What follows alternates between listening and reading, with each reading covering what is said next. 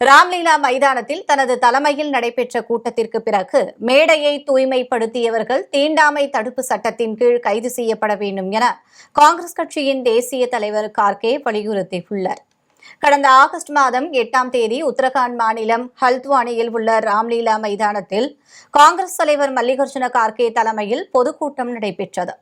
தாழ்த்தப்பட்ட சமூகத்தில் பிறந்த கார்கே பங்கேற்ற பொதுக்கூட்ட மேடையை சுத்திகரிப்பு என்ற பெயரில் இந்து அமைப்பினர் வேள்வி நடத்தி சுத்தம் செய்த விவகாரம் தேசிய அளவில் பெரும் சர்ச்சையை ஏற்படுத்தியுள்ளது.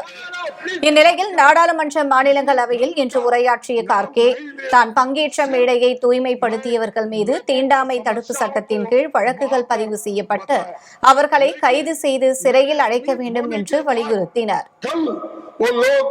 बीजेपी के लोग सब मिलके हवन करके उस स्टेज का शुद्धिकरण करने का काम किए।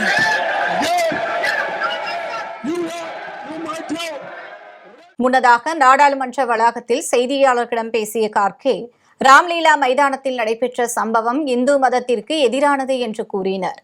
இது பாஜகவினர் நாட்டை பிளவுபடுத்தும் சாதிகளுக்கு இடையே சண்டைகளை தூண்டவும் செயல்படுகிறார்கள் என்பதை தெளிவுபடுத்துவதாக அவர் குற்றம் சாட்டினார். पहले से यही बोल रहे हैं कि इस देश में सबकाश दलित लोगों को जगह नहीं है। धर्म के नाम पे सभी को डिवाइड कर रहे हैं और वहां पर हवन करने की क्या जरूरत थी। रामलीला मैदान